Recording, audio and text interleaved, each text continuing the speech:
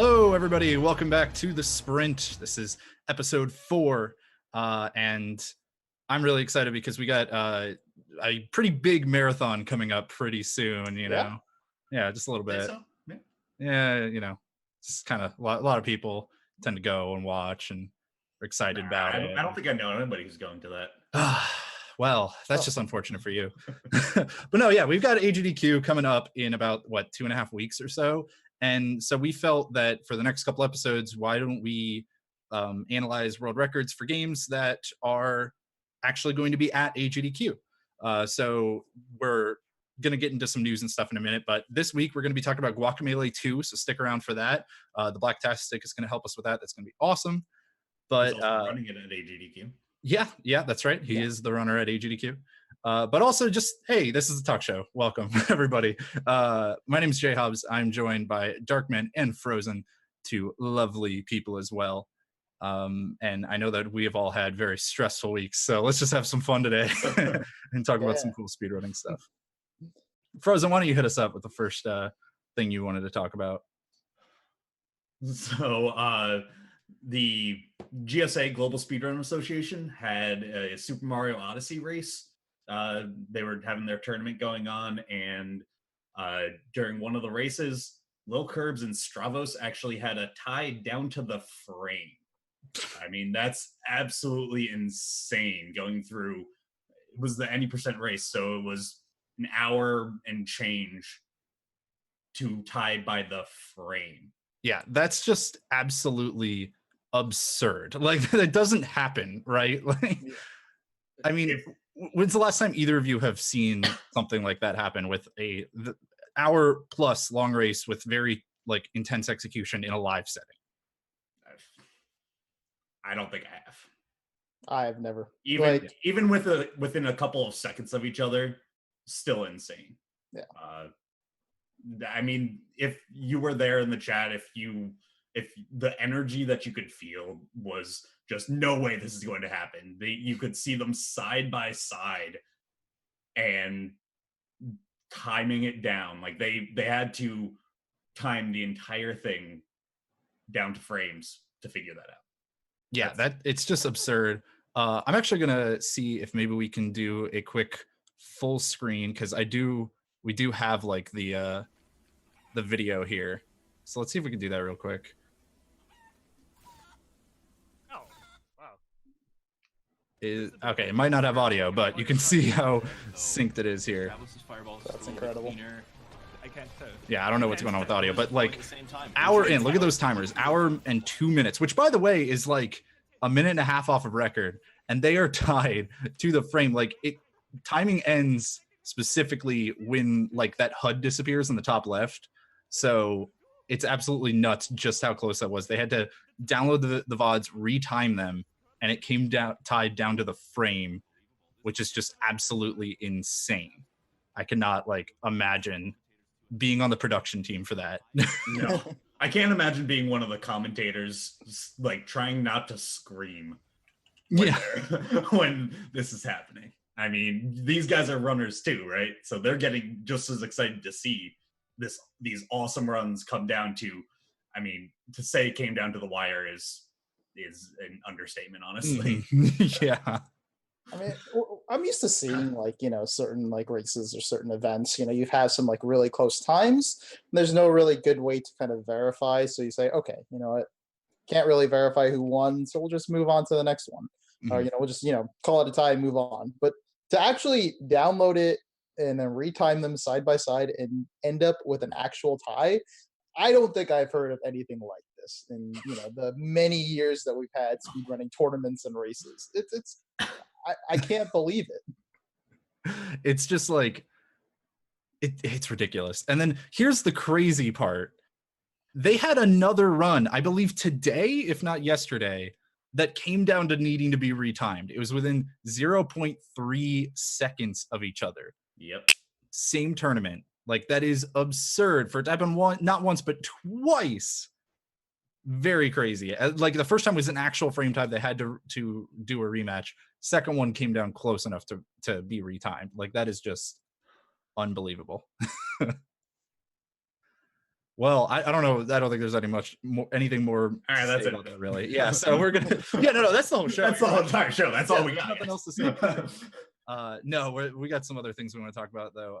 First thing, I forgot to mention this at the top, so let's go ahead and say it real quick. If you are going to be a runner or volunteer at AGDQ, be sure to check your email because you can fill out a form for a free shirt and stuff, and those are closing tonight at, I believe, 8 p.m. Pacific time. So, and I believe that I remember the tweet had said something about the normal Yeti shirts also closing tonight. Yes, that's true. So if you make sure that even if you're just attending, that you get those orders in. Yeah, I think those close by 10 p.m. Pacific. So be sure to get those in, folks. But on to some other stuff. So I think one of the neat things that happened recently that we kind of talked about ahead of time before was the Game Awards. They happen. Whether you kind of put stock in awards shows or not, it's kind of neat to see what gets selected, I think. And just wanted to kind of give a quick shout outs to Celeste, which we all were rooting for, I think. Let's be clear, Hobbs. You were rooting for it far more than any of us. Of course. You're the one that's really hyped up that it won. All right, let's be clear. Not that I'm saying that I don't mind. You could add up me and Darkman's hype, and it probably wouldn't equal yours. Yeah, they won Best Indie Game as well as Games for Impact, I believe. So very cool that they won that. Just wanted to kind of give them a quick shout out. But not much else to say about that. It's less a good game. Go play it. Go speedrun it. Mm-hmm. Another news item that I believe, Darkman, is kind of exciting to you. Yeah. So it was just recently announced on Friday that Grand Pooh Bear, I'm sure a few of you in chat know who he is, but he's a speedrunner, also plays a bunch of ROM hacks and stuff like that.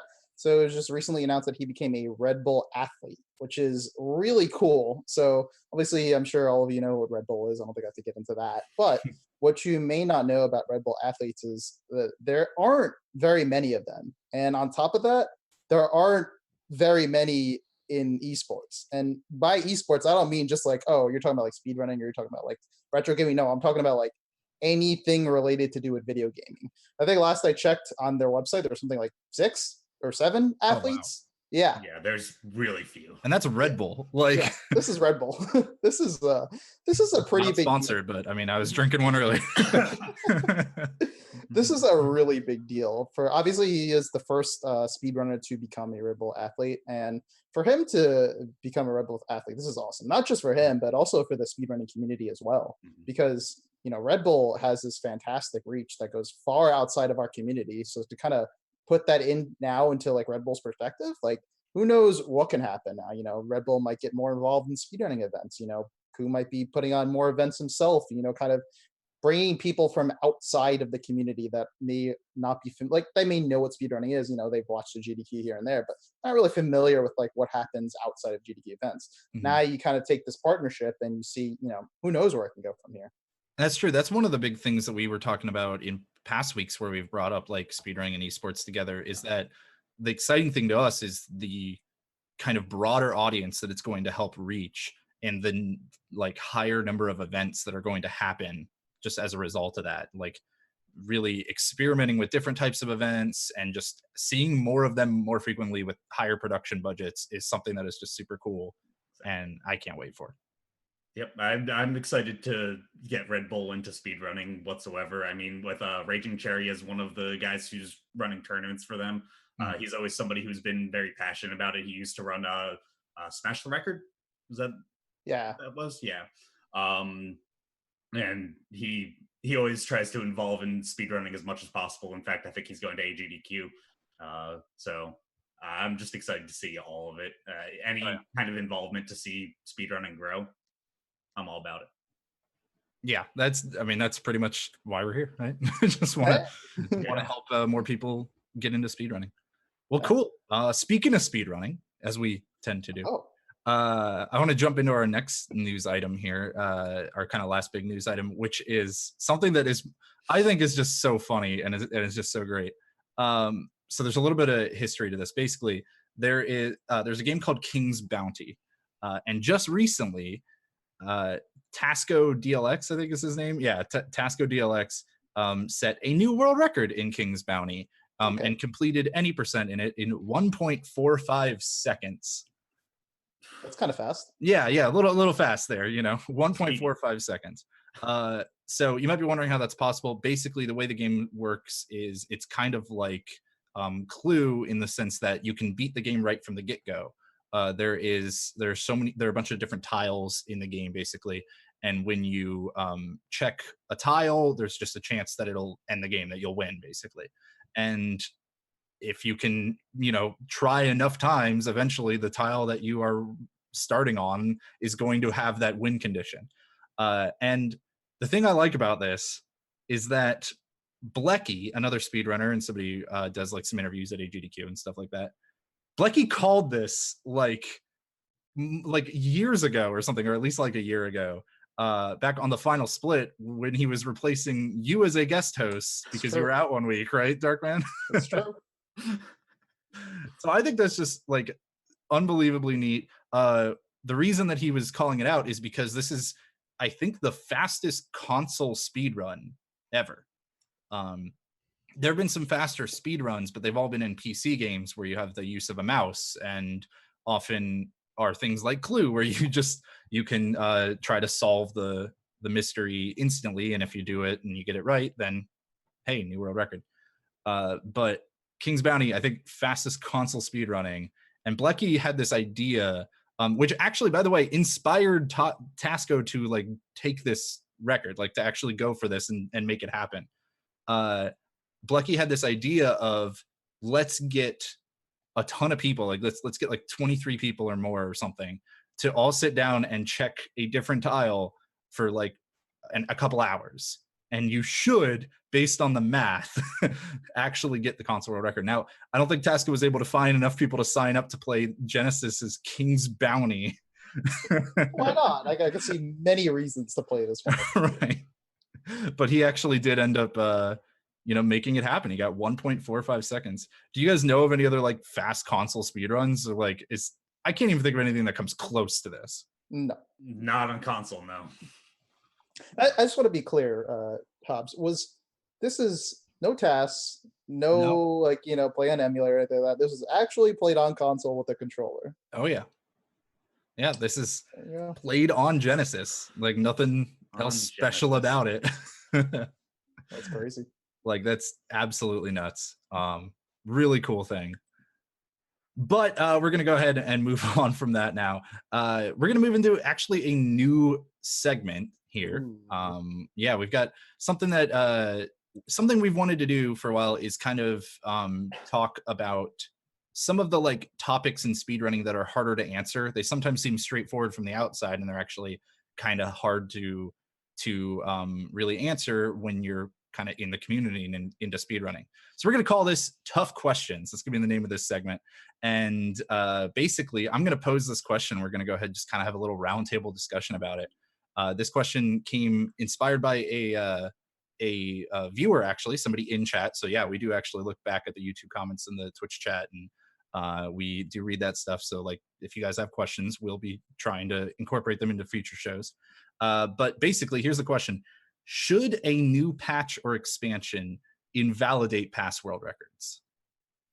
Frozen, let's start with you. What do you think? Just off the top of your head. Should a new patch or expansion for a game invalidate previous world records? You are muted, good sir. Muted, because I was typing up the thing. Anyway, I lost my train of thought. Okay.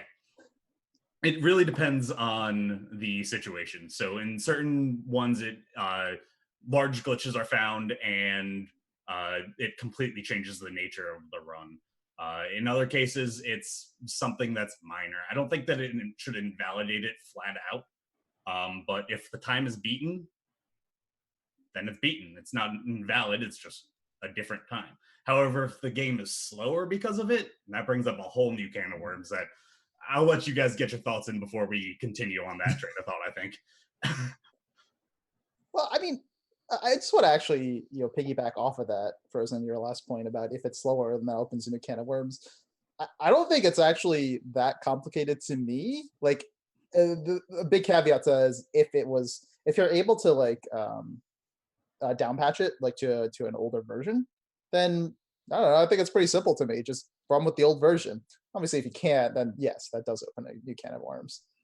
See, and this is where I think it comes into a tough question, because I kind of specifically, because it's hard to down patch sometimes, especially on console, I actually disagree with you. I think in general, it should, like, you should always run on the newest patch.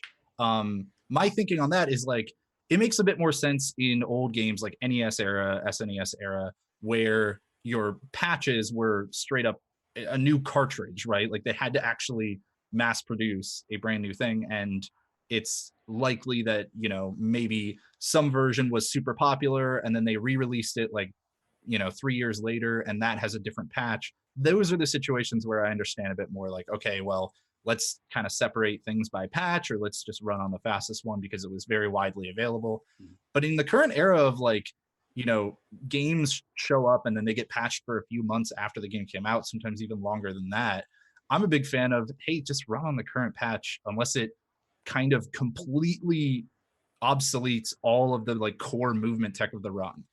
Like Borderlands 2 is a great example of a game that I would absolutely never say current patch only, because the core like movement tech of that game, just having lots of speed with Axton, and also just so many core glitches in that game, like, are all you got to down patch for. You got to go to the 1.0 version and everything, and that run would change and become no fun whatsoever, basically, or at least not no fun, but it would be not the same run. It wouldn't even look like the same game on the newest patch.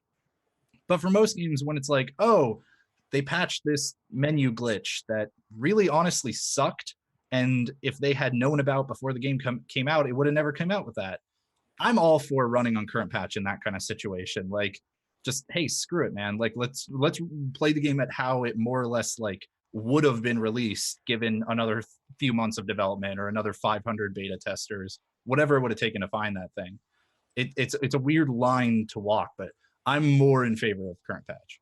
One of my biggest arguments for running on current patch is ease of use. So I come from small communities. Teslagrad was one of my main speed games for a while, and I think at the peak of activity, we had 4 runners. So when a patch came out that lost 45 seconds and the community of 4 people were split on what to do, one of the things that we had discussed was keeping it that way, because keeping the current patch, that way we could encourage new runners to come in. It makes it easier for people to just dive right into the game rather than having to go through all the prep work of having to down patch. Now, the developers, small indie developers, they actually were able to put it in Steam because it was in on PC. They were able to put a beta version on there of the older patch, so we were able to down patch very easily. In that case, it wasn't too bad, but otherwise it would have been a process to down patch. I'm gonna take the flip side of this now and say I do agree with you in that if you play on the current patch, it certainly opens up more. It's more ease of access. I do agree with that. However, if a game happens to be patching a fair amount of times, then what happens? Like, you know, are you going to tell a runner, oh, hey, thanks for putting that 2 months in of work. By the way, your run's invalidated. Right. You know, it's just like now you get this other can of worms. So absolutely, to me, like, I think I lean more towards not necessarily one way or other way. Obviously, like, if it was just me, I would say just go with the fastest time. However, I would say more so that, like, let the community kind of figure out what version do they want to play on. I don't think there's really necessarily one right or wrong answer. I definitely like to go fast, so I would kind of lean towards the fastest solution. However, I don't think there's really any wrong answer coming out of that. You know, I think you can go with both ways. And that's why it really kind of goes like to case by case, right? Because there's the understanding in speedrunning, okay, let's get that number, that the goal time, this world record time, let's get that number as low as possible. But at a certain point is like, if you get that number, say 4 minutes lower, but the game isn't like actually a game anymore, is that still, you know, does that still feel like speedrunning? And so that's where I kind of get into, I tend to prefer newer patch, like you said, Frozen. Ease of access is a big thing for me. Like I just would want to tell somebody, hey, go play the game, now play it again and play it faster and do it again, and then that's how you speedrun. But it's a whole can of worms when suddenly you got to say, oh, buy this $250 console, and that you, even though you already had this other one, and make sure you get an SSD for it, and make sure you buy a physical release, because you can't down patch and turn off your Wi-Fi when you plug it, like when you put it in. It's just, that's where it starts to really get into a big pain. Yeah, and it also brings up kind of the idea of glitches changing the nature of games, or patches changing the nature of games. Look at Super Mario World with all their warping. I mean, any percent is a completely different category. 11 exit used to be any percent until credits warp was found. So then they said, hold on a second, this doesn't really even feel like a game. So let's keep 11 exit as a different category, and then any percent is credits warp. Mm-hmm. So sometimes it even splits off into a different category depending on how significant the changes are. Yeah, and absolutely splitting off in different categories is good. I also think that it's really good to think long term, like to think, okay, what is the community around this game going to be in 10 years, like from now, as opposed to all of these runs. Like this actually happened with Odyssey, Super Mario Odyssey, when it came out. There were some big like patch changes and stuff immediately after, and it's really easy to kind of get worked up in this. We've had 400 people run this game in the first month of it existing, the first 2 months, the first 9 months, whatever, of it existing. We got to preserve those times, and we got to really keep all the stuff. And I'm kind of, again, I'm like, well, let's just keep it in an archive board, so we've got all the history. Like we've got the history of these times, all this data, all these people did all these really cool runs. But is somebody that's playing 9 years from now that can't get access to this older patch or whatever, are they really going to care? If I played 9 years prior and then I come back to it later, am I going to care about my old time, or am I just going to want to get one on kind of what everybody runs on? It's like we said, it's kind of case by case. It's so hard to actually answer in kind of a wholesome scenario. Right. I mean, kind of like following up on that idea, I mean, using your kind of look at the long term, I think the thing about the speedrunning, and speedrunning communities and all that is it is constantly evolving. So you can't really, like, you should obviously always consider the long term, but at the end of the day, I think things are going to gravitate towards that on its own. And you don't really necessarily have to say, like, yeah, we should definitely keep 9 years from now in mind. Like, like, obviously, like, there always comes a time in which the game no longer gets updates. It's finally like what it is. And then at that point, you don't have to worry about this anymore. So I don't know if you necessarily have to really, consider the long term, I guess. I mean, the long term could be a relative term, though. Maybe that could be right. That's what I mean. Now. Exactly. Maybe in the long run, we're all dead. So there you go. Economics. Wow, that's really profound. That's what every single one of my economics professors always would say. It was like their favorite phrase in the world. In the long run, we're all dead. All right, guys, relax. But yeah, that's kind of what I get at, though. Like you said, there's going to be a point where the game's basically not getting updates anymore. That's what I kind of get at, is like, think about that period. I kind of would rather people that are in that period be able to run the game and not really have to worry about all this, like, arcane ways of down patching. Again, when it's a PC game and the developers are cool, it's on Steam or whatever, it's a lot easier to down patch. It's much more easy to be flexible around that. But if it's a game on, Switch or PS4 or whatever, or PS2, and where like it's hard. I guess PS2 it's easier because you can find the right disc or something, but it gets into all these weird things too, where it's like, okay, there was a 1.0 version of the disc that was released in Japan, and there were only 6 copies ever made, but it's got this one glitch, so we can only ever have 6 runners at the same time, and that's if they all manage to pay $3,000 for this disc or whatever. Like, that's where it gets really into, okay, that was an official release, but was it really? Because like 1.01 released like 2 million copies, and is 1.0 that has 6 copies of it available. Is that really an actual version of the game? It gets weird, And there are some people who will tell you, yeah, run that 1.0 version that had 6 copies that existed. I mean, it goes back to the very original, way back in the day, the IQ argument in Legend of Zelda Ocarina of Time. God, yeah. So for those who are not familiar, the IQ is this Chinese console. I'm not actually, I guess it was considered an official release of the game.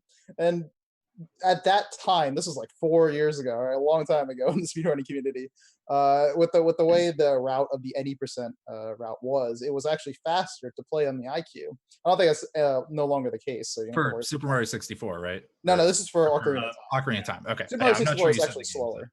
Wow. Don't worry about that.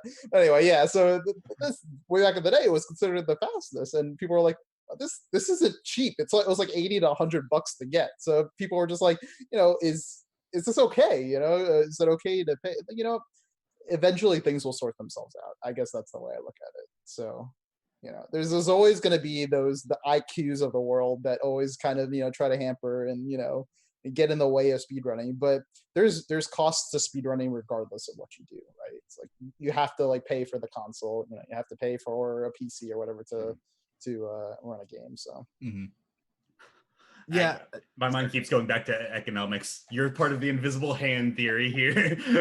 Everything will sort itself out. I don't know why I'm so stuck on economics right now. Continue, Hobbs. Sorry. Right. Well, I was just gonna say, like, it's all well and good to realize, like, okay, everything will sort itself out eventually, and that's good from a perspective of like, if you're kind of in the middle of the arguments that happen, because again, people don't always see, like, arguments happen from this stuff. Like, absolutely, people get divided. Two people that run the same game have completely different opinions about what it means to run that game, and it's understandable because everybody's passionate, so they kind of just run into arguments into this kind of thing. And it's always good in that moment to say, okay, step back for a moment, realize that whatever decision comes of this, it will all eventually sort itself out. It'll become the thing that like most people want to run. So just give it a moment. But at the same time, like, you got to answer that question in the moment, like over the course of a couple weeks or whatever it may be. I will say indie games are so nice because you can often talk with the developers and be like, listen, what do you think about this glitch we found? And a lot of the time, if they're like, well, we think it's cool and we'll put in a way for you guys to access it, or no, we think it sucks, like, and I think you guys think it sucks and you just don't want to admit it or whatever, so we're just gonna get rid of it. Like, that's kind of nice when you can have that like outside third party effectively to just be like, listen, we'll go with what you guys decide on this one. Now the speedrunners generally care about developer intent, but wow. Oh, I mean, come on, sequence breaks and stuff. I know. All right. Well, I think we've rambled on about this topic long enough. Let us know what you guys think. Do you think that it should be, that runs should be invalidated? I mean, I guess we didn't answer kind of the core question either. Even we talked about it a little bit, but previous world records, I'm in favor of, like, if they're going to be beaten anyways, right? Like, if it's 2 months into the game and not everything's been found, not everything's been optimized, because it never is. 2 months into a game's release, nothing is ever fully optimized, no matter how much it feels like it. I'm kind of in the boat of like, okay, let's just make it current patch, and then we'll leave these old times because they'll get beaten eventually. It might take some time, but they'll get beaten. And then like other times, it's like, okay, well, yeah, there's a 3-minute time save that we can't do anymore because we got a patch 2 years after the game was released or whatever. Maybe we should just invalidate these old ones. But let us know what you guys think too, because I don't know, it's hard to answer, man. That's why it's called Tough Questions. Yeah, exactly. What do you think? Were you about to say something, Darkman? No, I was just gonna say, you know what? There is that rare circumstance where we have a 13-year-old world record, but chances are it's not gonna be your game. So you know what? Somebody's probably gonna beat that time. Yeah, it's more than likely gonna happen, and then eventually that 13-year-old world record gets beaten anyway. So yeah. Exactly. All right, folks. Well, we're going to take a short little break here. And during that time, you can enjoy the world record run for Guacamelee 2. And we're going to go ahead and just get our guests set up. Please welcome TheBlacktastic, who, again, is going to be running at GDQ. He's going to be running this game. He's going to help us out here for analyzing this speed run. So we'll see you all in a few moments here.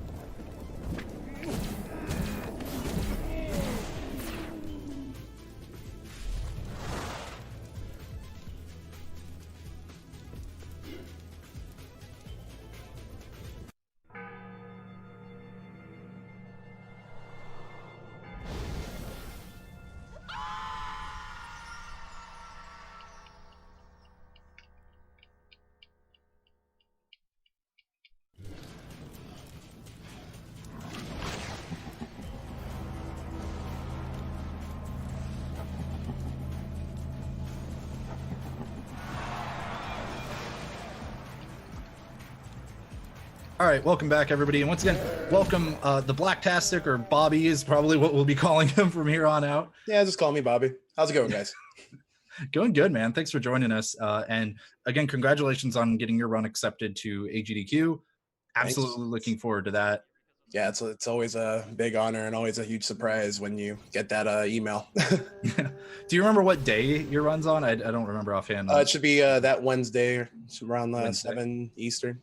Okay, awesome. So yeah, everybody, Wednesday at 7 Eastern, like, please check out Bobby's run. Check it out, especially after you watch this. You'll want to check it out because I mean, it's awesome.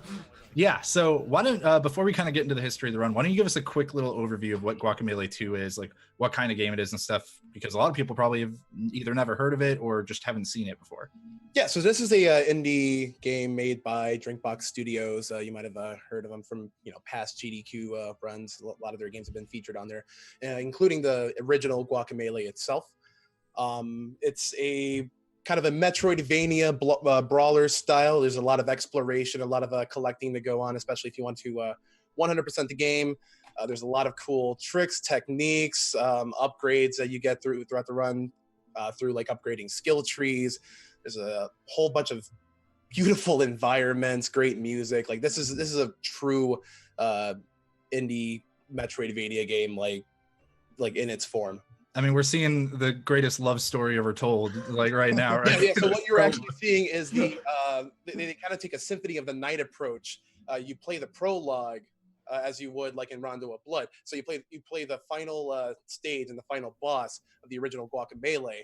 And you kind of want to pay attention to that prologue because you actually, as this champion Juan, you get a little bit of a little taste of what kind of powers you have throughout the game that you unlock. Well, cool, man. We're excited to dig into it, but why don't you go ahead and we'll let this prologue continue on and everything. Or well, I guess we're into the game proper now more. But why don't you give us a quick little history, because this run is by Nomkey. This 4754 in-game time, 10304 RTA from September 14th of this year. Try to give us, I know this game is fairly new, but kind of what's the history behind this one? Yeah, so actually on Friday, this game will have already been like 4 months old. So it's still a baby, still an infant. So and as you said, the world record was actually like a month and some change after that. So a lot of routing in this game kind of stemmed from the routing from the original Guacamelee games that we did. So the Guacamelee community is kind of a small community, but very, very dedicated and very, enthusiastic about the speed game. So we took a lot of the exploits and glitches that we found in the earlier Guacamelee games and applied them to this game. What we're actually going to be coming to here is one of the main game-breaking glitches of this game that we use from Guacamelee 1. We've got the clip too, so we'll get into that later, so you don't have to worry right away. But yeah. But anyways, through kind of like taking that shell and kind of mapping out the sort of dungeons and arenas that we go through, one can admit that this world record or this route is still kind of highly unoptimized. There might be some sort of strategy, some sort of like warps that we might have not found yet. This game's like only like 4 months old, but like the four, or let's see, I'm just trying to look at the leaderboards right now. It's okay because we're seeing a bunch of pretty colors and stuff on the screen. So. You guys enjoy. But the 4 or 5 runners of any percent, have really kind of banded together to like map out these arenas and map out these techniques. So all these times are fairly within range of each other. For a pretty optimized time. Yeah, I think it's less than 10 minutes across the span of the leaderboard, right? Which is absolutely insane. That's really cool. All right, well, that's cool, and we're obviously excited to see where the game goes from here too. Especially again, you're running at AQ, and I'm sure that tends to bring in some popularity into a lot of communities and stuff. So that'll be cool. But let's go ahead and just start diving into this. Yeah, we'll jump into our first clip here, which, as you alluded to, is kind of this big game-breaking glitch. Yes, so yeah, this is actually the main game-breaking glitch of the game. We kind of dub it the select door glitch. So basically, going into it, quickly pressing the map key while you're going into a door will allow you to access the main menu while you're actually in the game. So in this state, whether you quit or continue from your game file, it'll cause the game to load you in the area around where you last save or where a save checkpoint last flagged. So using this, we can pretty much use these wrong warp points or store them, which you'll probably see like later in the run, to travel to places where we need to update the objective to where we, eventually go to the final dungeon, beat the boss, and, win the game. So basically what you're getting at, so you might have like, we start at point A and we got to go to point B in order to complete this fetch quest or whatever to kind of complete this objective. But then our next objective, point C, is actually closer to point A. And you guys have found ways to like perform these wrong warps from practically wherever you want to be able to go, okay, well, we're going to go back to point A where we were before and go to point C from there, right? Yeah. Using this method eliminates like a lot of the backtracking, a lot of the, like manual platforming that you would normally have to do. Mm-hmm. All right. Okay, so break down, I guess, just the save door glitch a little bit more technically for us. So you obviously it involves a door. Or did I say save door glitch? It's select door glitch, right? Select door glitch. Yeah. My bad. So yeah. All you have to do is it's more of like a slide input, or if you're more of like a fighting game player, it's more of like a plink. So it's just one rapid button press after the other. So as soon as you press up to enter that door, you want to quickly press that map key, and then you'll have the map be brought up, but also be brought into the room in this little sequence. So you'll actually be able to move while within your menus. So when you actually go back and back out from that map, you actually arrive at the main menu, which breaks the game.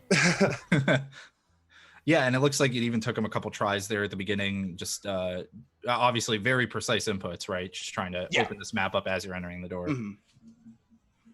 Okay, and then this glitch state. So we talked a little bit about this before. When it's in this glitch state, it kind of messes with a lot of the way that the game's menus work. How exactly does that happen now? Like when they hit start, what's going on? If they like go try to quit or something like that. So what that does in this glitch state is that our quit option effectively becomes our continue option from like a main menu. So we use that to in the prologue in like Pueblucho, we obviously haven't like gone anywhere yet. We actually use the select door glitch to go back into the prologue to gain a little bit of our special moves that is necessary to break obstacle blocks and break enemy shields and complete the game otherwise. So when we go from that prologue into Pueblucho, we actually carry with us that state of having all of these special moves and whatnot. Wow, that's awesome. So it's almost like a New Game Plus run to a degree, right? Yeah. Start off with everything. Pretty much. That's super cool. I'll go ahead and jump into our next one here, which, actually, I'm going to jump back because I think there's one more thing you wanted to talk about here. Being one of the core mechanics of the game actually involves swapping between dimensions, right? Yeah, so this is actually a special ability that you get in the earlier Guacamelee. So Dimension Swap is an ability that can transport a player between the world of the living and the world of the dead planes. So that may be necessary for maybe some obstacle or some platform may be accessible in one of the worlds. So you might have to switch to it. There might be an enemy that might spawn in a different world plane that you might be in. The game kind of throws a lot of that with the obstacles and mobs to kind of like, mix things up a bit. Okay, neat. So we'll see more of that as we go on, but I'm going to jump into our next one here, which I think is more select door glitch stuff that you really wanted to show us. This is actually a kind of special method of the select door glitch. So what he's actually doing is forcing that checkpoint save at that door, so that we can arrive somewhere around there when we complete the first dungeon, which is actually just like in a minute or two. But so this is effectively the select door glitch, like the way that it operates is it's based on your last checkpoint, right? And so he's actually storing a checkpoint here in somewhere where he would ordinarily wouldn't be able to. Yes. and then we're going to just utilize that later. Well, that's cool. Let's actually go ahead and just jump immediately to, I thought immediately to where we use it, but actually this is just a really cool fight, right? So these are the arenas. Yeah, so this is inside the Jade Temple. In the any percent category, there are actually a few, or rather a short finite amount of like arenas. We actually don't enter any of the other temples besides the Jade Temple and the Serpent Temple, which is the final dungeon. So we want to use these arenas and the amounts within them to upgrade our special moves. Now, upgrading our special moves, you have to kill an enemy with that move. So what Nomkey's doing, and like this dude's like routing out these arenas like really nice, is that he's trying to string these special moves together in a combo. When he kills the enemy, he'll get upgrade points for all three of those special moves. Okay. So when he's attacking right there, he does 2 uppercuts but doesn't hit them. Those are intentional so that he. The combo counter is rather lenient in this game, so it doesn't really reset when you precisely whiff. It actually resets when you get damaged or get knocked back from an enemy attack. So as long as it doesn't like run out within the timer, you can still complete the combo, kill the enemy, and get the upgrade points for it.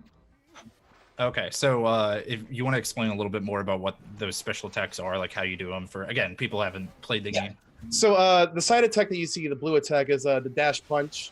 Those can break blue enemy shields. The rooster uppercut, which is up B, if you played this game, is an uppercut, and it also breaks red shields. The frog slam, which is actually really don't use that move in this category, breaks green shields. And it's down B, and then one of our most utilized special moves, which breaks yellow shields, is the Olmec headbutt.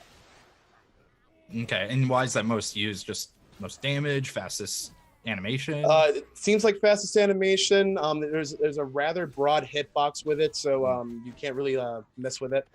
And upgraded, like fully upgraded within its skill tree, it bound to deal the most DPS. Okay, cool. And so these moves that you're talking about, these special moves, these are also those ones that initial glitch, the initial use of the SDG. These are the special moves that we kind of carried over from the prologue into our main run file. That's super neat. So you got them all game. Normally you'd be unlocking them along the way. Mm. Wow, that's super cool. Basically get to optimize all these fights right from the get-go. And like you said, you still got to level them up, so there's still a factor of like growth over the course of the game. So it's definitely worth routing out these arenas, especially since these guys can jump over. There's a lot of the movement to the enemy AI, so it's best to just complete that arena as quickly as possible. Okay, cool. Sure. We're gonna jump forward now. Now this is actually where that checkpoint that we set up ahead of time before. This is where that comes into play for the wrong warp, right? So why don't you kind of walk us through this? So this saves like an entire 5-10 minutes worth of backtracking. So that STG that we set up within that big tree door, this is where the start quit warps us to. Okay, so right here where he actually opens up the menu and quits, that loads that previous checkpoint basically. Yep. And puts him near it. Mm-hmm. So why doesn't it put him exactly where it is? Or does it? Like, does it put him kind of? So we kind of just had like no idea. However, we took the liberty, the kind of like routers like Nomkey, Abyshin, Bagel Thief, and the dedicated Guacamelee runners, kind of mapped out where these wrong warps would put you if you were in this certain position. So that just happens to, like, you just have kind of this mental map almost like during the routing phase, or a physical map even, and just end up figuring out the best use. There was a lot of trial and error that went into it. Yeah. Well, there's another thing that I left in this clip here, which is this. It looks like he tries to use this dash off the wall and then misses it once, but then I really just like how far this can go. So this is, again, one of those special moves, right? Yeah, one of the special moves that we carried over to prologue, the wall fly. Is as you see right there, exceptionally good for traversing horizontal spaces. You can sort of kind of clip corners, but apparently not that one. But you can do this indefinitely. There's no meter to it. It only costs 1 stamina. Like it's an essential tool. Wow, that's super neat. But again, a little bit of time save for somebody competing against the record or something. Oh yeah. I expect you to get. I'm gonna see. We have these clips, and I'm gonna have all of these memorized so well that when we watch your run at AGDQ, we're gonna be like, he got the 5-second time save in, in that one clip. I won't know the rest of the run, but I'll know those clips. Right. All right, let's move on to the next one here. This is pretty core movement technique, right? The swap hop. Yeah. So the swap hop is also a sort of an exploit that we found in the early Guacamelee games.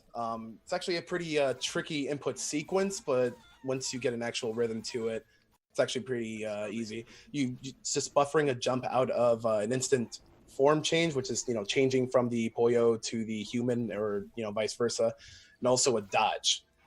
There's a strict rhythm to it, but once you get it, you can scale infinitely. It's also really good for platforming, especially in the final dungeons. But he also uses this to skip an entire arena. If he were to run past, or just run on the ground in the middle of that ground, you would have to fight another batch of enemies, and that wastes about 20-30 seconds. Oh yeah, definitely don't want to be doing that. So is this, like you said, it's kind of tight inputs and stuff? Is it exactly the same from the first game? Like, does the rhythm feel the same? Was there muscle memory that had to be relearned, anything like that, to get harder or easier? So it's most similar to the Super Turbo Championship Edition version of Guacamelee. They actually tightened the inputs of the swap hop just to make it a bit harder, a bit undiscoverable by casual people. Again, this is I feel like this is a non-intended thing. So does it seem like maybe it was left in intentionally in the sequel because they knew speedrunners used it or anything, or maybe just kind of a result of the mechanics? Probably a result. This is pretty same engine, same feel as the first couple of Guacamelees.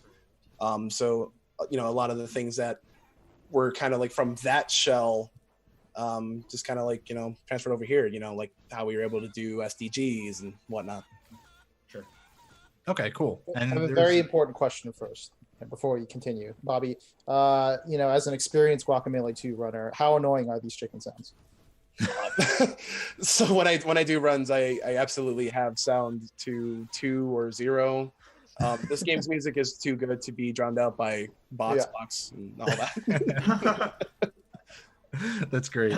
Now, in the second half of this clip, he looks like he's doing a pretty fast movement technique. So what's going on there?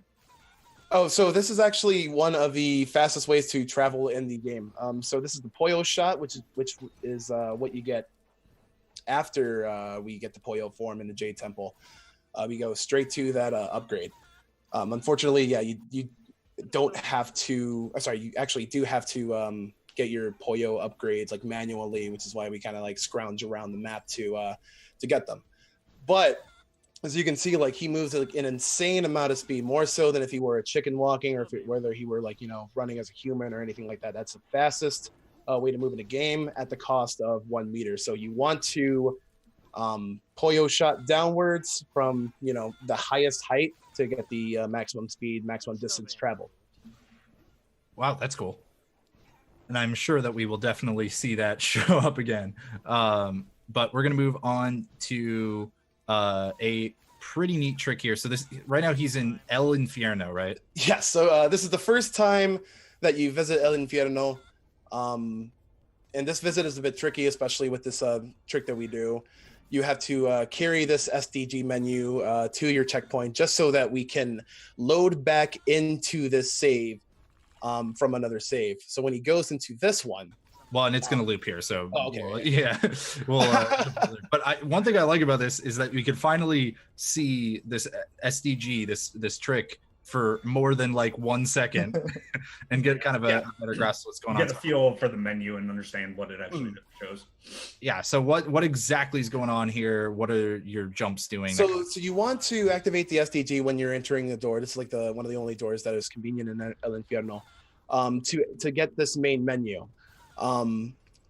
The fastest way that we found to backtrack to where we want to go after we update this current objective is way back in Villa Chula. We actually stored one of those points in one of those files.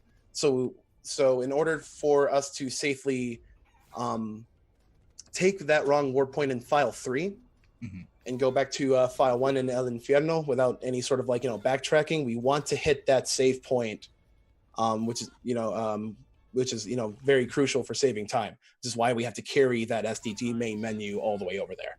Okay, because there's no door close to there, so you got to do it there. And yeah, you just have to tough it out. I don't know what just happened to my lights.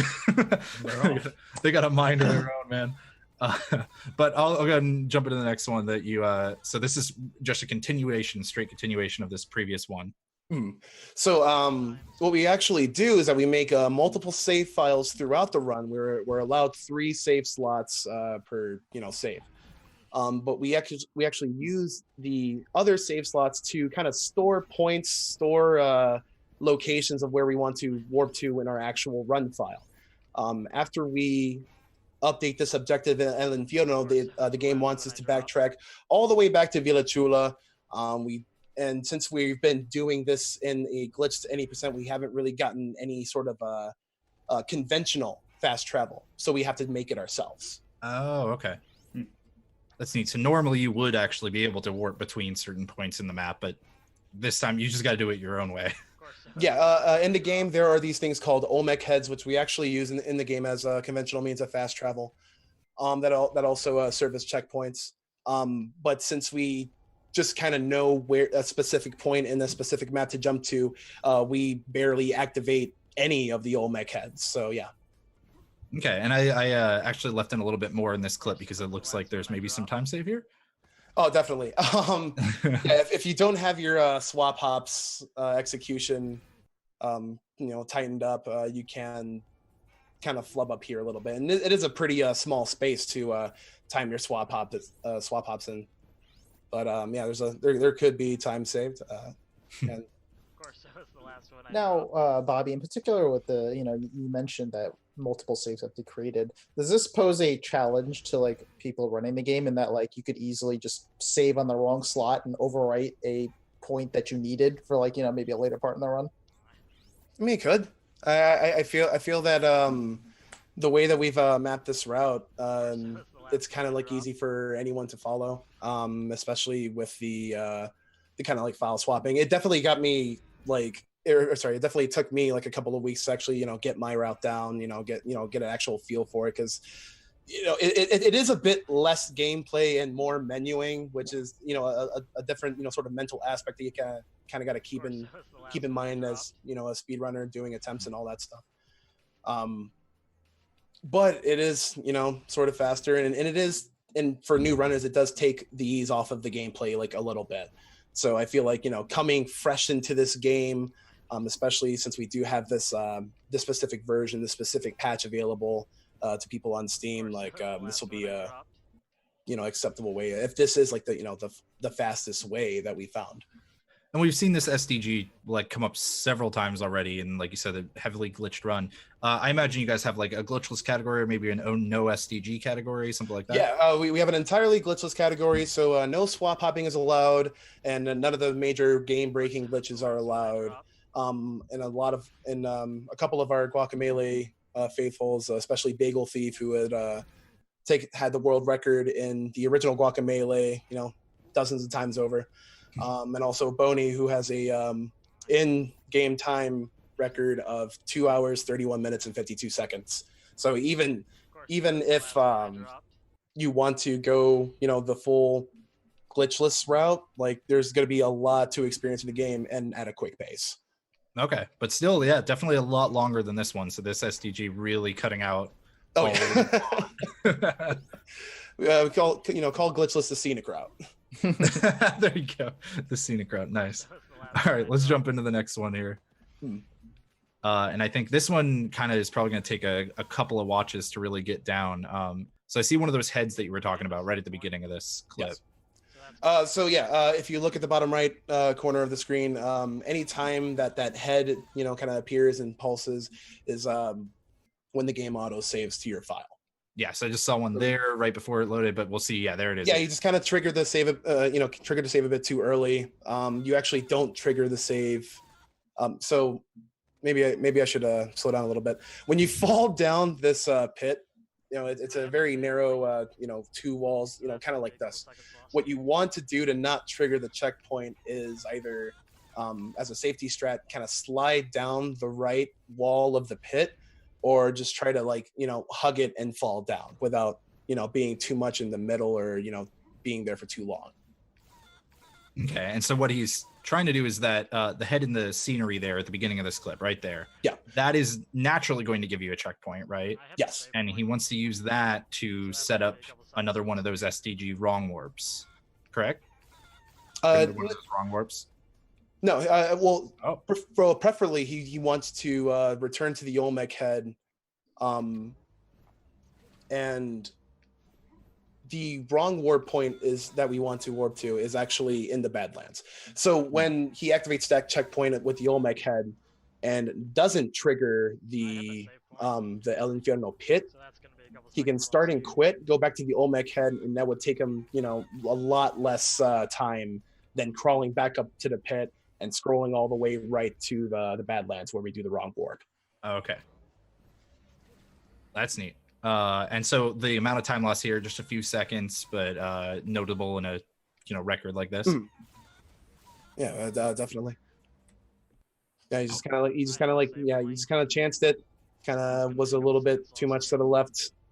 It's a simple mistake anyone can make. And one thing some people might be wondering, I know I was when I first saw this, at the beginning of this clip, when he falls down that pit, it looks like he's just going to jump on solid ground, and suddenly he's falling in a pit. What's going on there? Is that a glitch, or is that just the way the game is? No, that's just the way the game is. You're not supposed to be able to see that little trap into this into this pit. Yeah, it's actually part of the game that would take a lot of explaining within that that lore, but we skip a lot of that lore here. All right, jumping on to the next one here. We got another arena, it looks like. All right, so this is in this is actually in the final dungeon of the game, and one of the more arduous arenas in the game. The trick is to kind of bunch these enemies together, and they spawn with different shields that you have to deplete as Pollo. So it can get a little hectic, can get a little crazy. He's kind of he knocked the initial enemies back. It's kind of tough to gather them, especially when you're on pace and dealing with those nerves. But he kind of mapped this out pretty consistently, and he was also able to bounce back. There have been times where all of these mobs of enemies would just separate, and one would hit you, and your rhythm would just be thrown off, and that would just be rip run right there. But it looks like he just kind of focuses the objective, or at least focuses one of the ones with the most amount of threat to him, and just kind of completes this arena with ease. Yeah, it's kind of impressive how he just kind of ignores that fourth enemy that's standing behind him, not even really worrying about it. He goes, even though it could mess up his combos, he has higher priorities, finishing the fight fast. Yeah, so in the second part of that fight, the main person that you kind of want to focus, or that you want to incapacitate and disable, is that hammer cat, basically. When he charges up his swing, when he lets go of his charged swing, it has an insane hitbox, an insane amount of range, and it knocks you back pretty far, usually resulting in an untechable knockdown. And then that leaves the other enemies to just kind of flutter about, do as they please, and it's a whole bunch of chaos. So you definitely want to take care of him first before corralling the others. Okay, neat. That is pretty much are most of the arenas that are done in this kind of same method of trying to corral them in a corner, or is it each one's very particular, very special, and done in different ways? It depends on where they spawn, but especially for the later mobs that you see in the final dungeon, it's either you wanting to get your last amount of upgrade points. So you're going to corral everyone together, use the same, combo string on them, and then unlock however many, mob peoples that you killed. But I also, I feel like that's good. Yeah. All right. Well, then we're going to jump into, unless, did I hear somebody? No, nope, good. Okay, cool. We're gonna jump into our next one, which has this room just has the best name in all of speedrunning. Absolutely. Bobby, I'm gonna let you go ahead and talk about it. All right, so ladies and gentlemen, welcome to Up at Snake House. This is a rather lengthy room with, as you can see, there are a lot of endless death hazards, lava, laser beams that instantly kill you. When you first enter the room, you have the ability to skip most of the auto scroller parts by, skipping these snake platform segments and just kind of like hopping, to the one ahead of you. It's a lot of concentration about your fluttering, your swap hopping, and your, dodging of enemy projectiles and making sure that you're not knocked into oblivion. Like there's some lot to go into this room. And I don't even think this clip has looped yet, right? Like this is actually just, this room is really long. This is still the room, yeah. Yeah, and he had some deaths. Is this one of those, like, it looked like some of these deaths were intentional. Maybe after taking. I mean, like if you don't get this, this Outback Steakhouse trick. Now it's finally looped. Then you would just die like a little bit early on, because when you first enter the room and when you spawn into the room, like from a death, the snakes start at the same distance, same speed, so they're not on like a global timer or anything like that. So there's a specific pattern, there's a specific amount of optimization used to hop the snake platforms in the specific amount of time in order to get through this large room quickly. Okay. How tight is that first the first skip over the snake? It's, I mean, as long as you have your swap hopping and your flutter mechanics in check, you don't really have to fight any enemies. You don't really have to platform much, as long as you get over that one snakehead. And he uses these special moves to get over him, while I use a safe method and just swap hop over it. So there's a lot of lenience to that initial hop, but still, like, you kind of want to not delay anything, because you want to get those hops. You want to get those snake hops. Well, now we wanted to actually jump into a clip from not the world record run, in fact, from one of your runs, because this is about like a minute-long clip, like 57 seconds or so. Yeah. And we're going to jump into kind of, you just wanted to give us a good example of what this room can look like if you just get everything on the first try.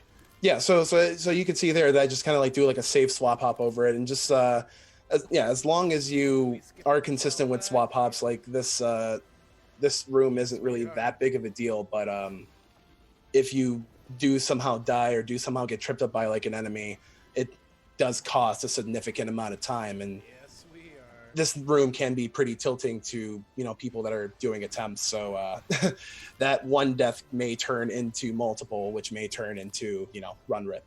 Mm-hmm. And that was like this clip here is about 25 seconds or so. They start around the same spot, not exactly. Mm-hmm. So about 30 seconds or so of time loss. Would you say that's like one of, if not like the biggest mistake in the run? I'm jumping back to that clip again real quick. It's with the amount of times that he died and had to reset to get that initial optimal snake platform pattern. This could easily be made up. This could easily be rectified in another PB, in a world record run. He doesn't want to see this in a world record run, and I don't think anyone else does. So this is definitely going to be improved upon. This is that spot, man. Lose all your time before and after this spot, but make sure you catch it all up here. This is the one that we'll be paying attention to at a GDQ. Oh yeah, as soon as you say Outback Steakhouse, my eyes are dialed in, dude.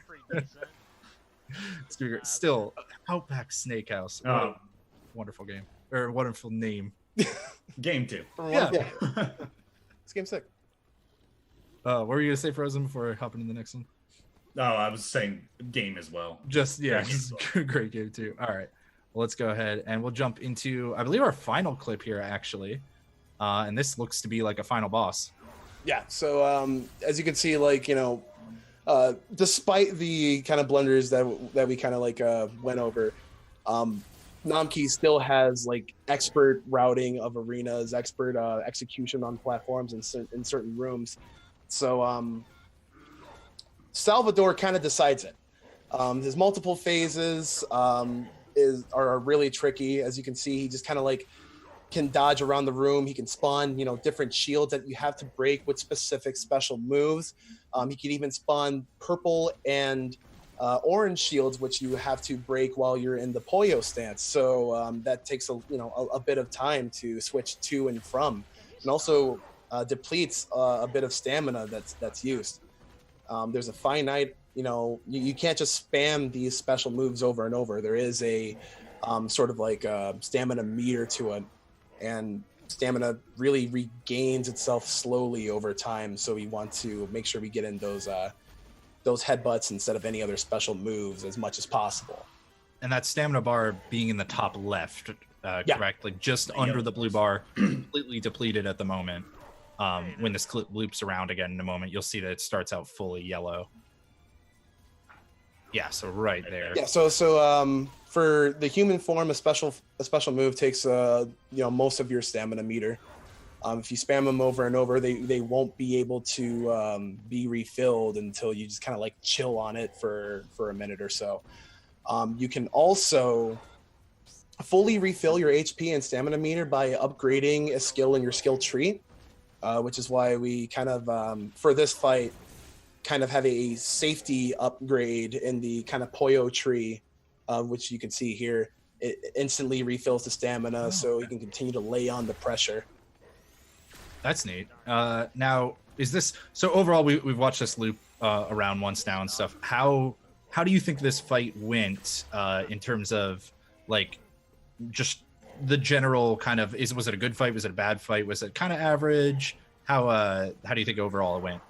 So for the amount of like hits that he got in on him, he is canceling the recovery of his headbutt with a dash and a punch, which adds a minimal amount of damage to it.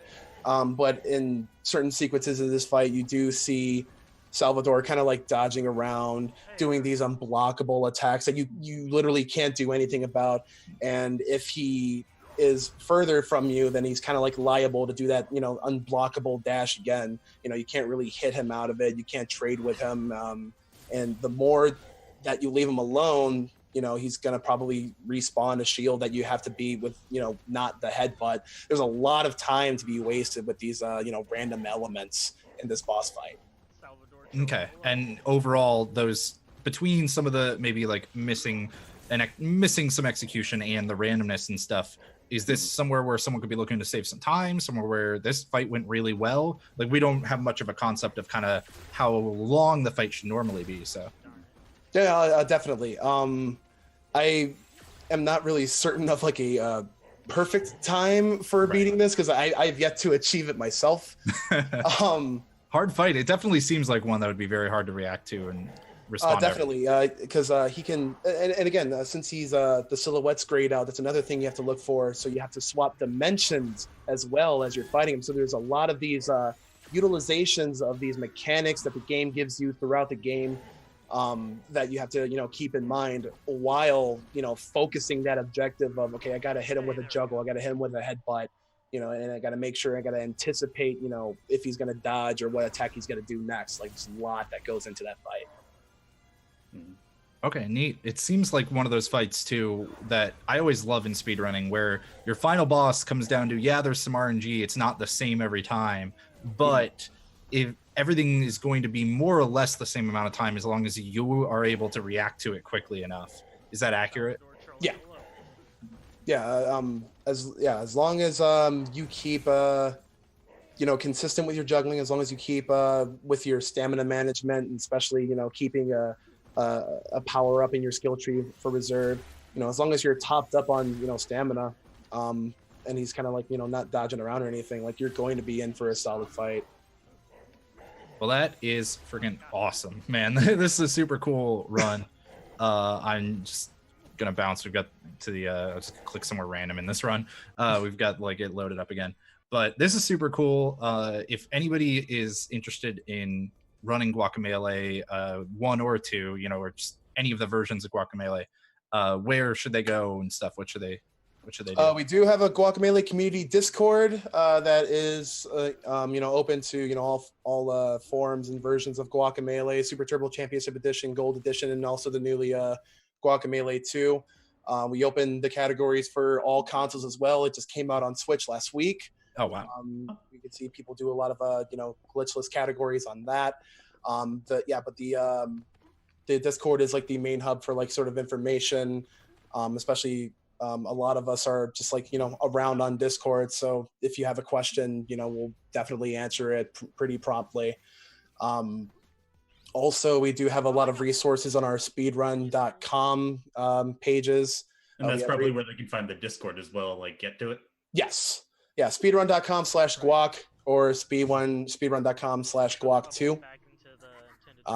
Pretty good short names, by the way. I love that. You've got all the best names, man. You got Outback Snakehouse. You got speedrun.com/. That's so good. This game's great. It's extremely punny. It's extremely fun to just experience casually and run. Like I definitely want a lot of people to pick up this game and enjoy it themselves the way they wanted to. Yeah, I would love to see this game just show up in my following list way more often and everything, and being able to see it a lot more. Well, once again, thank you so much, Bobby, or TheBlacktastic, for anybody who has not followed this man already as we've been going through. Like, please go follow him. Awesome runner of many different games, not even just this one. And also, please, reminder, GDQ coming up. Be sure to check out Bobby's run on Wednesday at 7 a.m. Eastern at the moment. Obviously, the schedule is going to fluctuate over the week and stuff, but please check that out, because I'm excited now that we know a little bit more about this to watch that run. It's always interesting to watch runs that you don't know, but then it just immediately gets to a higher level as soon as you know even a little bit about the game. Yeah, and kind of go in depth like this, and being able to see the rest of the game now that I've never seen a full run of this game, honestly. So seeing bits and pieces of kind of the highlights going to the full run, that'll be a really cool experience. I mean, look at this. He's legit. There's a tiger. Yep, that is Javier Jaguar. That is one of the main antagonists for the first game. That also betrays you in this game, Tucker. Oh my god! Wow, man. How all right. Well, that is so excited. I got so excited, man. I was like, there was just like a man tiger there. All right. Well, I think with that, we're gonna have to say goodbye to Bobby. But thank you once again for joining us, and please, people, go follow Guac Speedrunning and Bobby in particular. Yep. Twitch.tv/TheBlacktastic. Yeah, it was an honor being here, guys. Hopefully you guys can catch the run at GDQ. And again, thanks for having me on here, guys. I'll see you later. All right. Well, we're going to go to a short little break, run a couple ads and stuff, and then we will see you all on the flip side for a few more topics.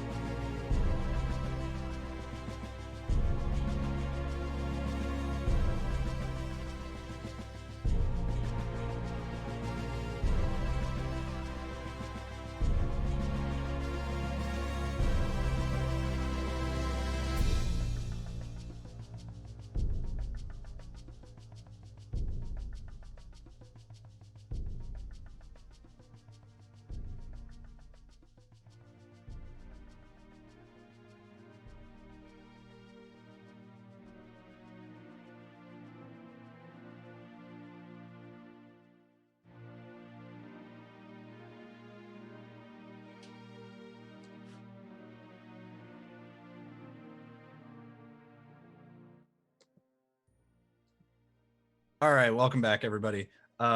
We had a breaking news segment occur. Very important update, everyone. Extremely important. Very speed related. We're still just like reeling from this. It's absolutely nuts. We're gonna go to like full screen here from. Oh wait, I still have like walk sounds happening. Hold on, there we go. Okay, we're gonna go full screen here because apparently, a man formerly known as Gabriel Sophonius Seabrook, I have no idea if I'm pronounced that even close to right, has now legally changed their name to The Streamer. They are literally The Streamer. Oh my god. Hey, you could say streamer please now whenever they Right. Like, who does this?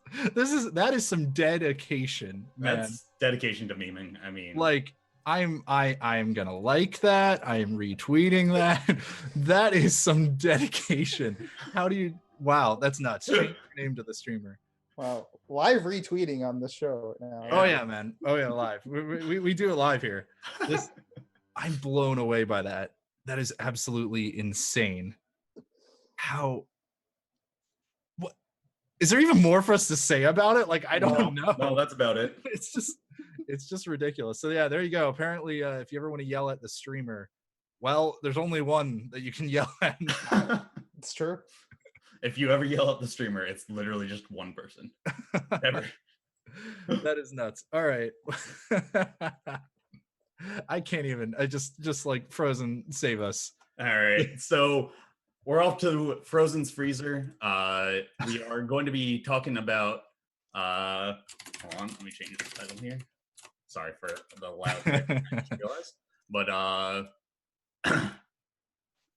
this week we're going to be talking about a story about about my uncle. I didn't actually realize it, but this was featured at SGDQ recently, so it's not very deep in the freezer, but boy, it's a really cool speed run. These jumps are actually pretty much intended in the game, and you go from these platforms to one another really quick. In this first one, he's just jumping, and then in the second one, he gets a grappling hook, so he can swing from platform to platform.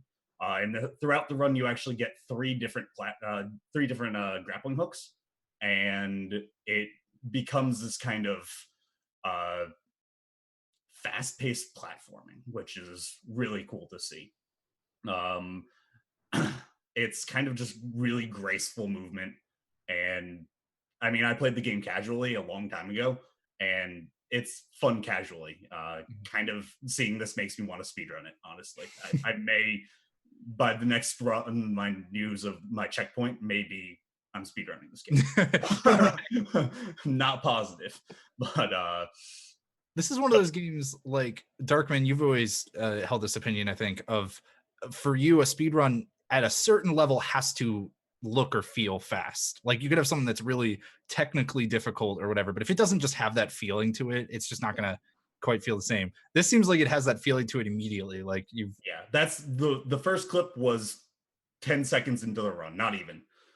So you start off moving fast, and here you see the usage of he gets rocket boots, so you can actually go really, really far.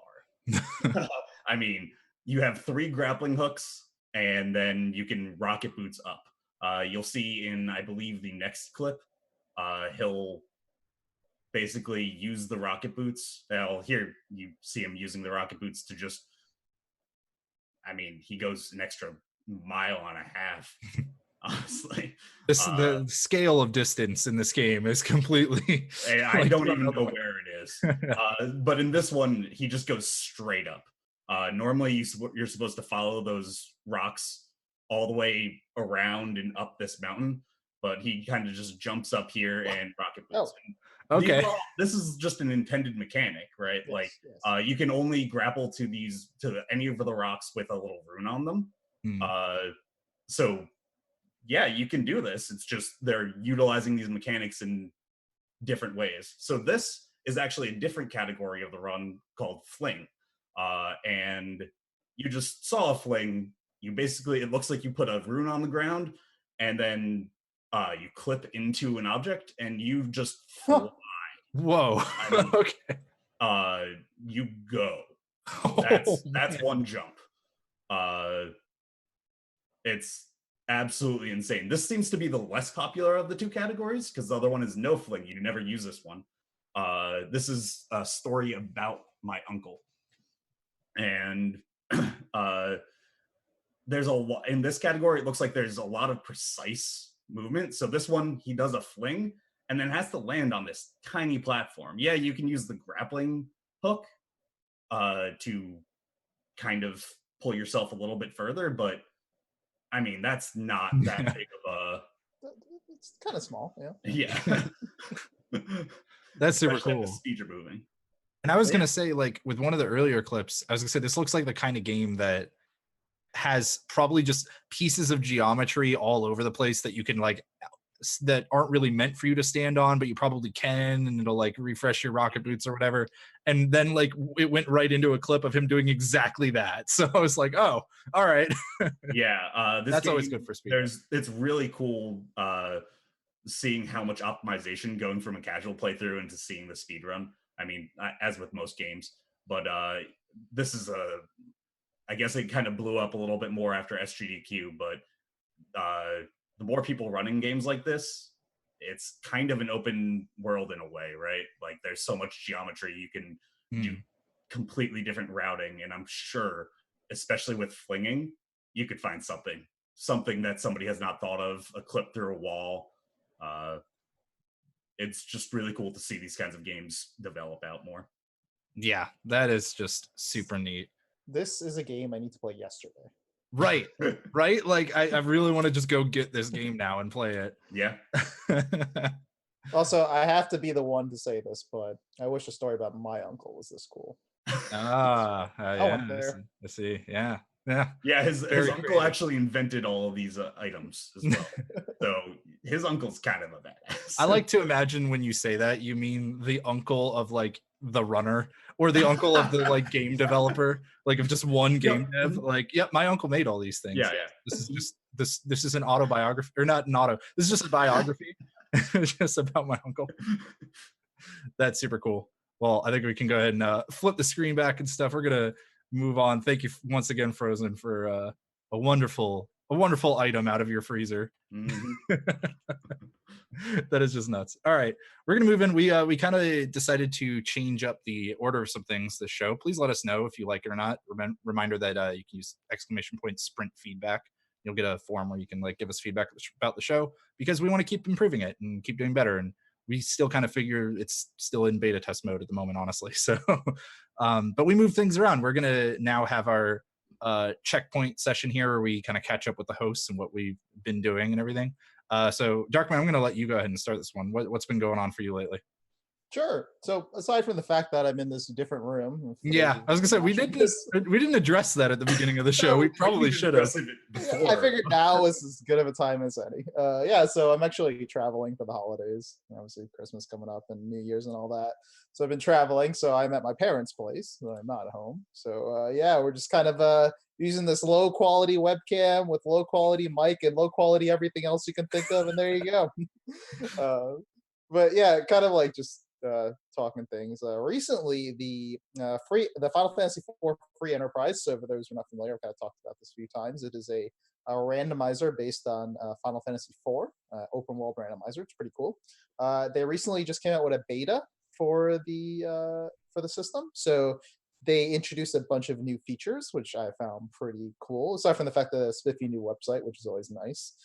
There's some cool little seed options. Probably the biggest one that people are talking about is now you can have duplicate characters in your party. So if you've played Final Fantasy IV and you've ever thought, you know what, I really want to have a group of 5 Tellas, now you can.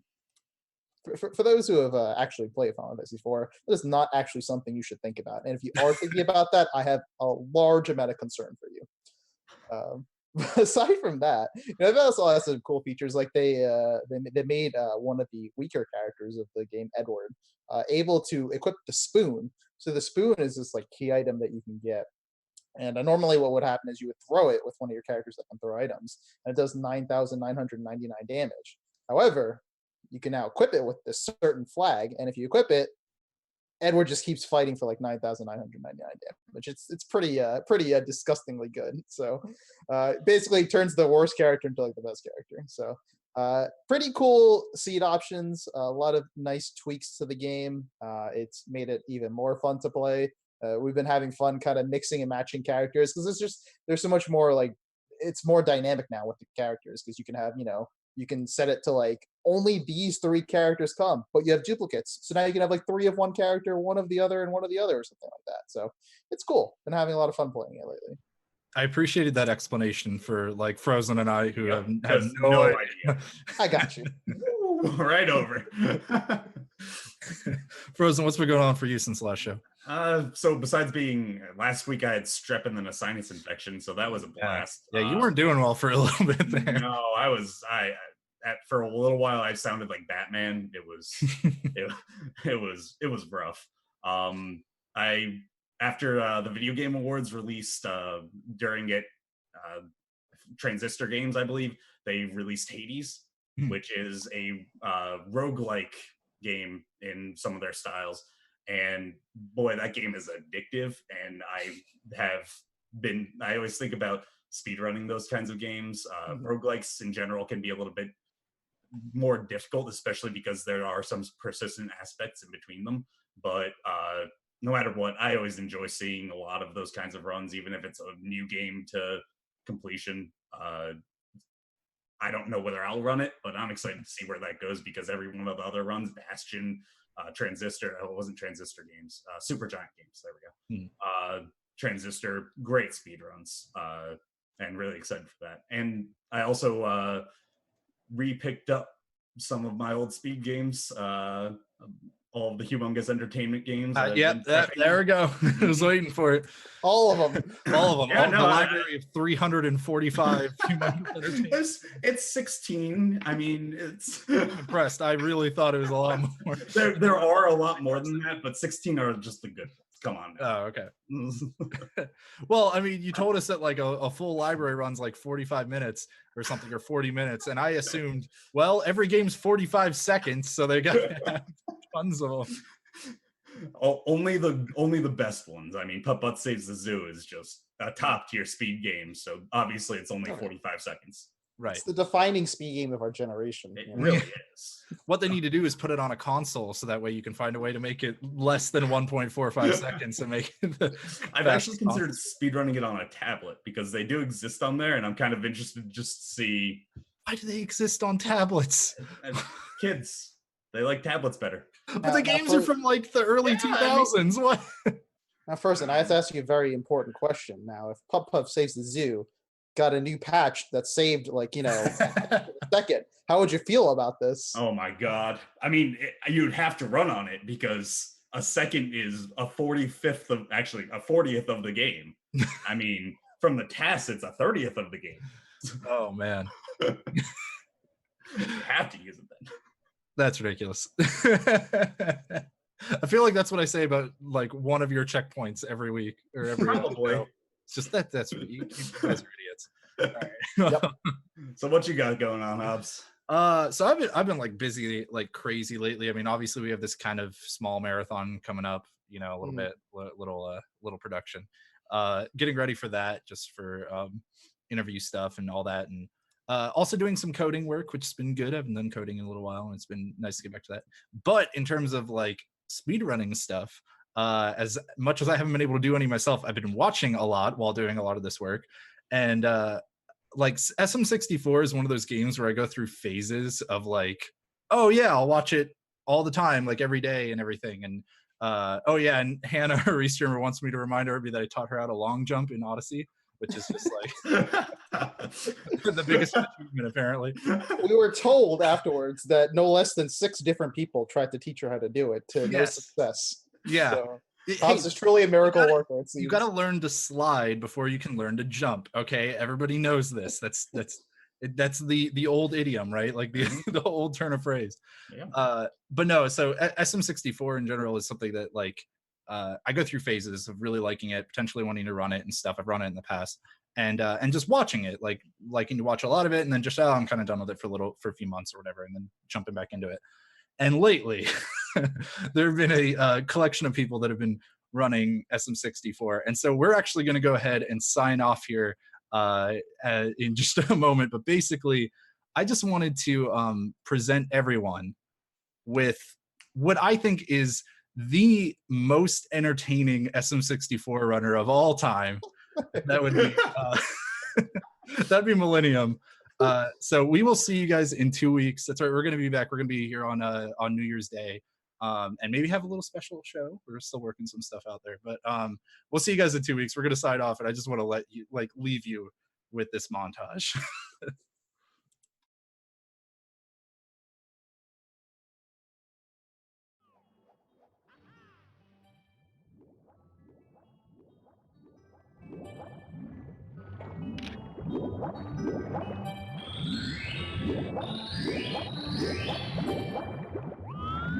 So I had about this many stars when Mid lost finish last time.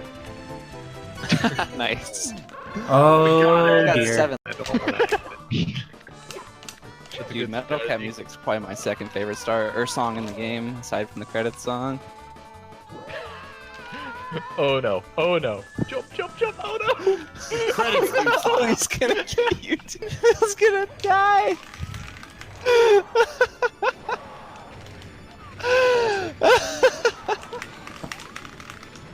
An all-time. Where am Oh I? my god, Bill's gonna die!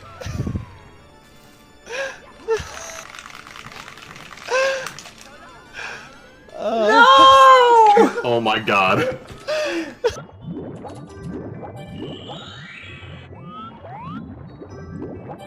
You can't get the mana.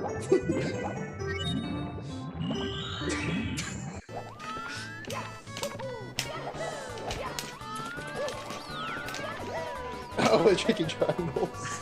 Yeah. That's so good.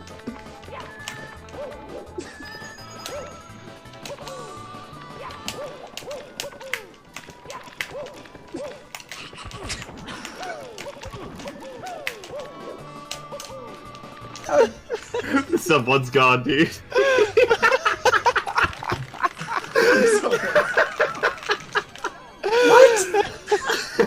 don't know if you can see too, Cosmic. No. I cannot believe this. No. That, please. God. I'd love to, but I don't have the emote. Damn it, dude. Someone gives me a the gift that keeps on giving. Chat. Blew it. I'll make a bet with Mel sometime soon. I'll get you one.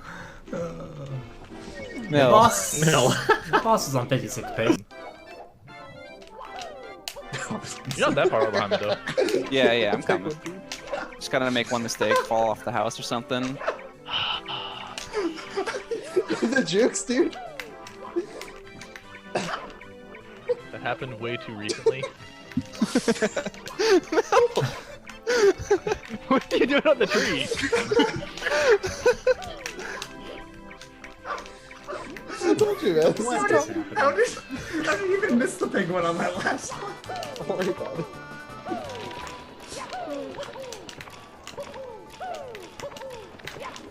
Tricky triangles, man. They're tricky. The whip.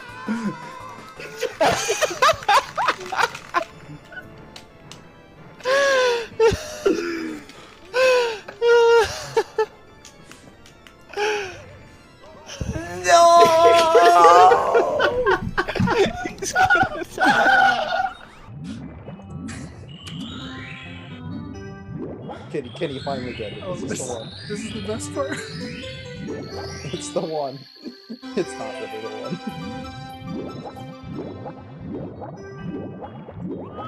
You messed this one up. Oh